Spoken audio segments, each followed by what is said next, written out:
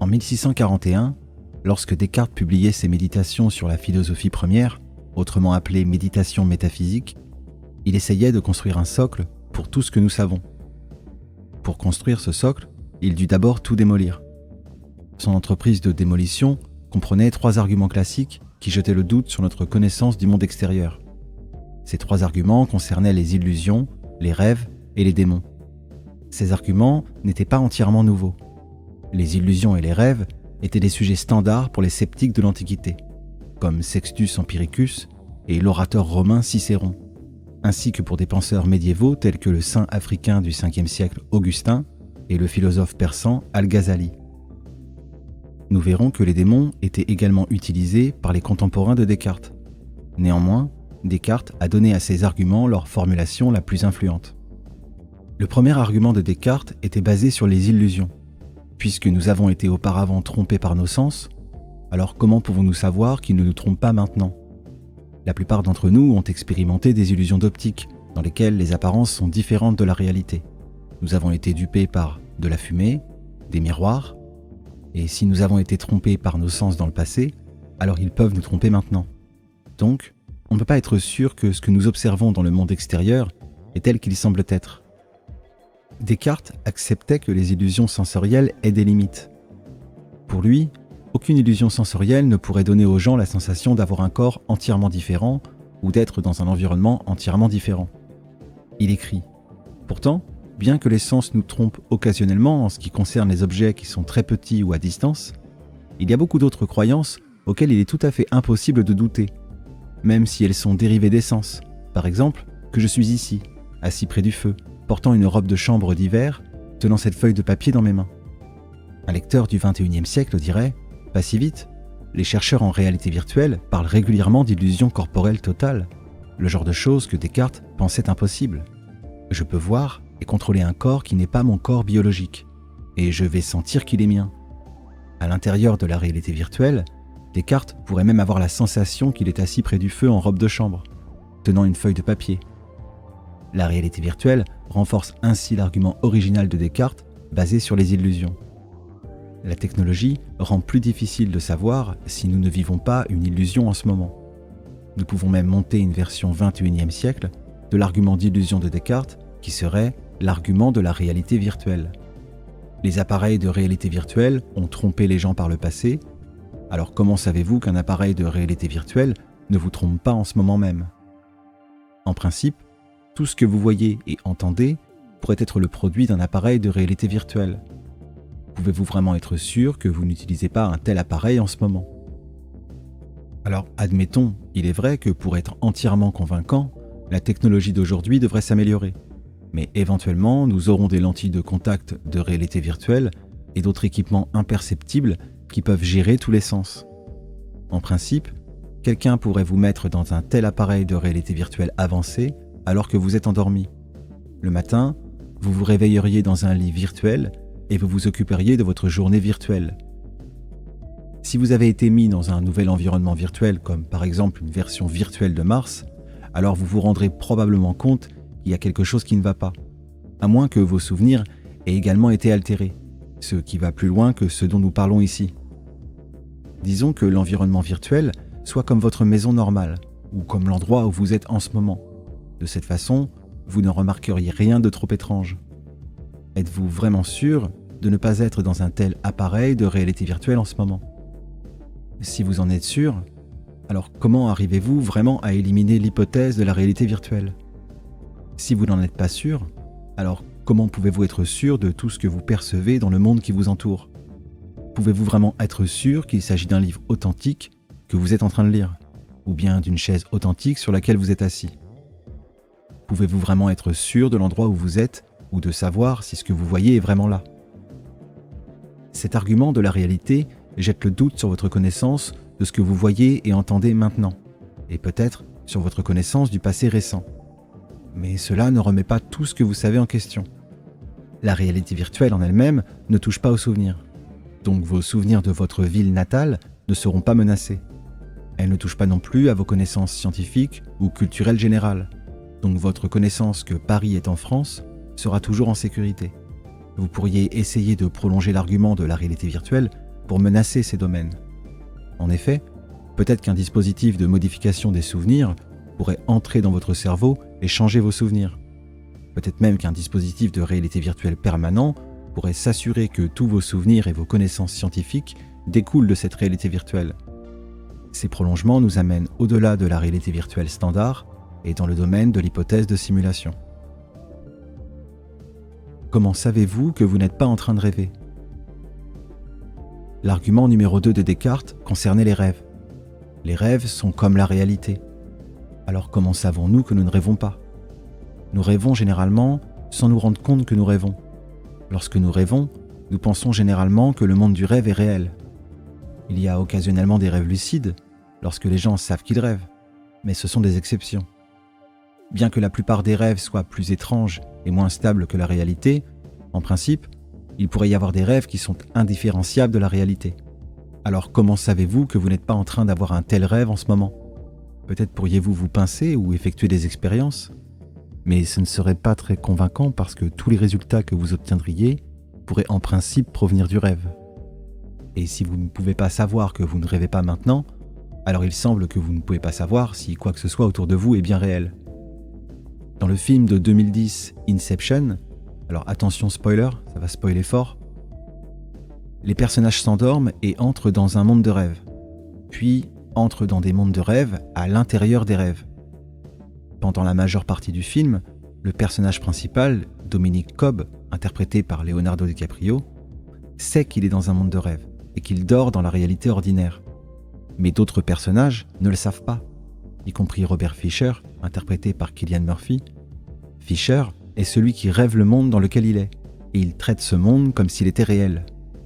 À la fin du film, lorsque Cobb et les autres personnages semblent être retournés dans le monde ordinaire, la question se pose. Comment savent-ils que ce n'est pas encore un autre monde de rêve ? Et il semble impossible de le savoir avec certitude. Descartes pensait que l'argument du rêve était plus fort que celui de l'illusion.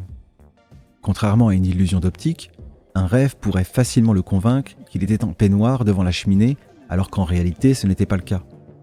Peut-être qu'un rêve pourrait même lui donner un corps différent.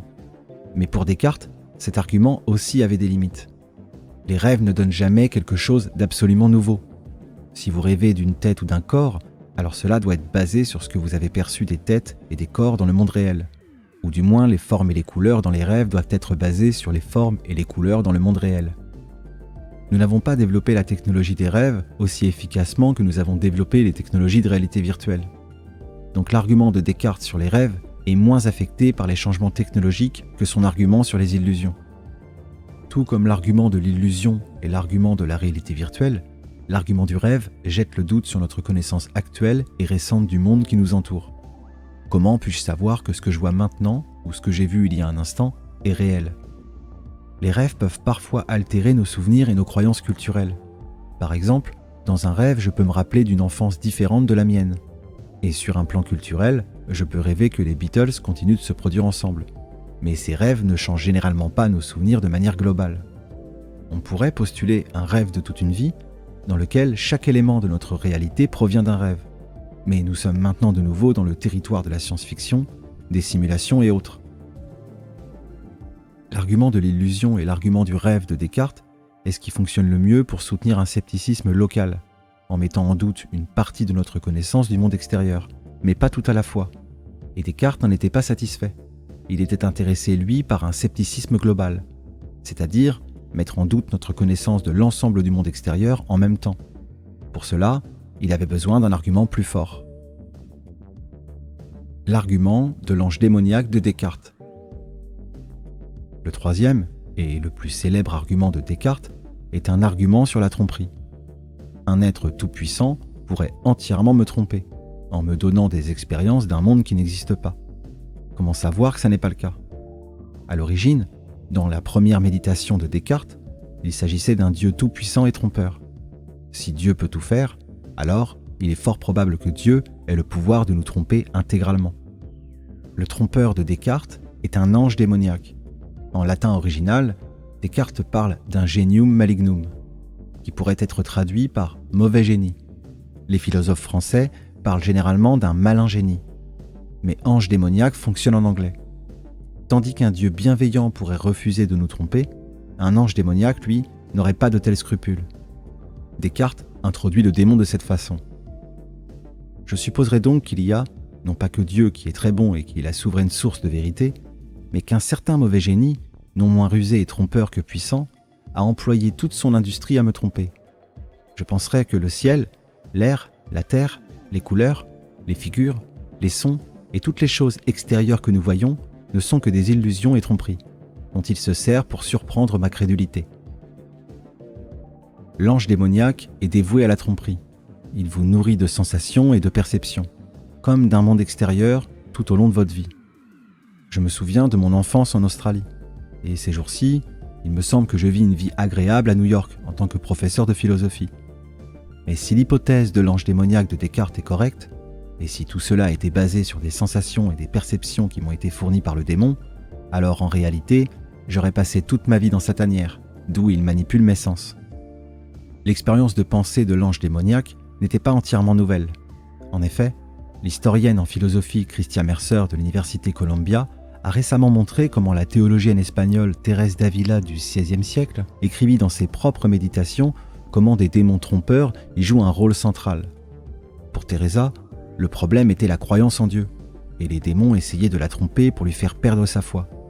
Le livre de Teresa, Le Château intérieur, fut un grand succès à l'époque de Descartes, et il l'a presque certainement lu. Les lecteurs de Descartes auraient également rencontré les arguments de l'illusion et du rêve dans les écrits bien connus de l'essayiste français Michel de Montaigne du XVIe siècle.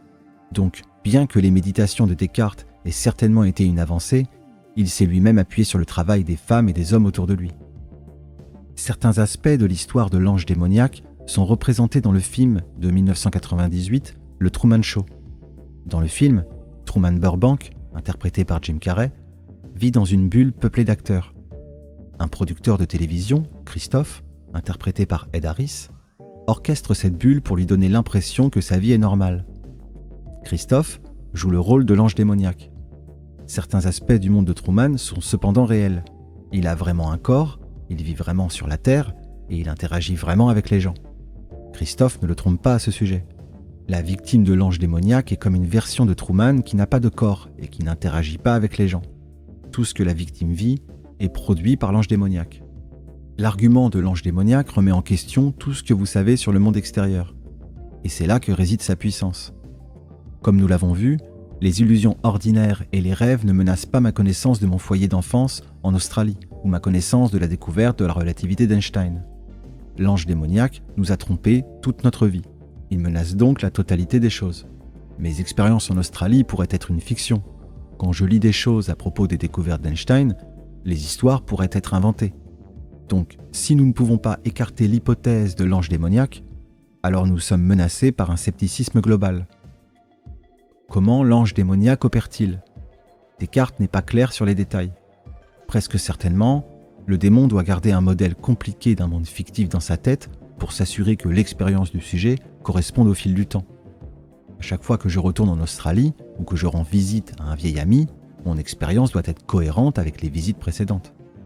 Le démon aura également besoin de modèles pour les endroits que j'ai vus et les endroits que je visiterai éventuellement, ainsi que tout ce que je lis dans les journaux ou regarde à la télévision. Le modèle devra être constamment mis à jour.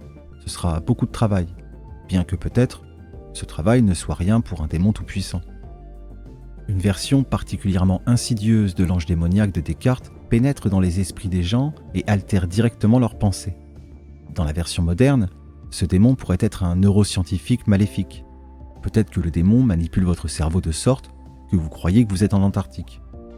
Descartes dit qu'un trompeur pourrait même manipuler ses pensées de sorte que je me trompe également à chaque fois que j'additionne 2 plus 3.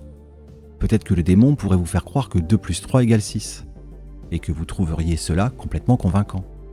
Cette version d'un démon qui manipulerait mentalement menace de conduire à une sorte de scepticisme interne dans lequel vous ne pouvez même plus faire confiance à votre propre rationalité ou raisonnement.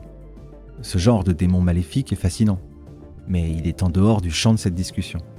Je m'inquiète ici de scénarios où mon monde extérieur est manipulé, pas de scénarios où mon monde intérieur est manipulé directement. Du démon maléfique à l'hypothèse de simulation. Si le démon maléfique de Descartes vit à l'ère informatique, alors sa tâche est beaucoup plus facile. Il peut simplement déléguer le travail de modélisation à un ordinateur. Il peut exécuter une simulation informatique du monde et connecter les sujets à la simulation pour qu'ils vivent le monde tel qu'il évolue. C'est l'histoire de Matrix, où les machines jouent le rôle du démon maléfique et une simulation informatique s'occupe du travail difficile. Au XXe siècle, le philosophe américain Hilary Putnam et d'autres ont actualisé l'idée de Descartes avec des équipements issus de la science moderne. Le démon maléfique a été remplacé par un scientifique maléfique, et la personne trompée par le démon maléfique a été remplacée par un cerveau dans un bocal. Comme les cerveaux qui flottent dans des bocaux dans le film de 1983 de Steve Martin, L'homme aux deux cerveaux, dans lequel un cerveau est maintenu en vie avec un mélange soigneusement équilibré de nutriments. Putnam nous dit que les terminaisons nerveuses du cerveau sont connectées à un superordinateur. L'ordinateur envoie des impulsions électroniques au cerveau, créant l'illusion que tout est normal. Le cerveau vit dans un monde richement détaillé et bien peuplé, mais en réalité, il est seul dans un laboratoire. Le scénario du cerveau dans un bocal de Putnam ressemble beaucoup au scénario de Matrix. Sauf que dans le film, des corps entiers dans des pods sont connectés à l'ordinateur.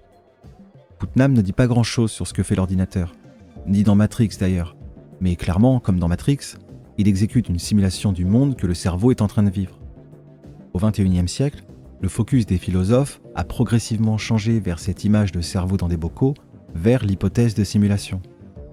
L'idée de simulation conserve cet élément qui se trouve au cœur de tous les grands scénarios cartésiens, c'est-à-dire que le démon maléfique doit faire son travail en simulant un monde. Un rêve de toute une vie peut être considéré comme une sorte de monde simulé. Le cerveau dans un bocal est connecté à une simulation, et ainsi de suite. Faire de la simulation une simulation informatique nous aide à fixer le scénario de manière plus concrète, sans rien perdre d'essentiel. L'idée du cerveau dans un bocal est une version de l'hypothèse de simulation. Elle implique une simulation impure dans laquelle un cerveau est connecté à la simulation depuis l'extérieur. L'hypothèse de simulation inclut également d'autres versions, comme des versions de simulation pure dans lesquelles le cerveau est interne à la simulation. Ce sont là deux scénarios qui peuvent être utilisés pour monter un argument cartésien pour le scepticisme. Alors vous pourriez penser que de passer d'un démon maléfique à un cerveau dans un bocal, puis à une simulation, n'est qu'un changement d'emballage. Mais il y a un aspect dans lequel l'utilisation de la technologie moderne rend l'argument plus puissant. Parce que l'hypothèse des démons maléfiques était si fantaisiste, Descartes était réticent à y accorder trop d'importance.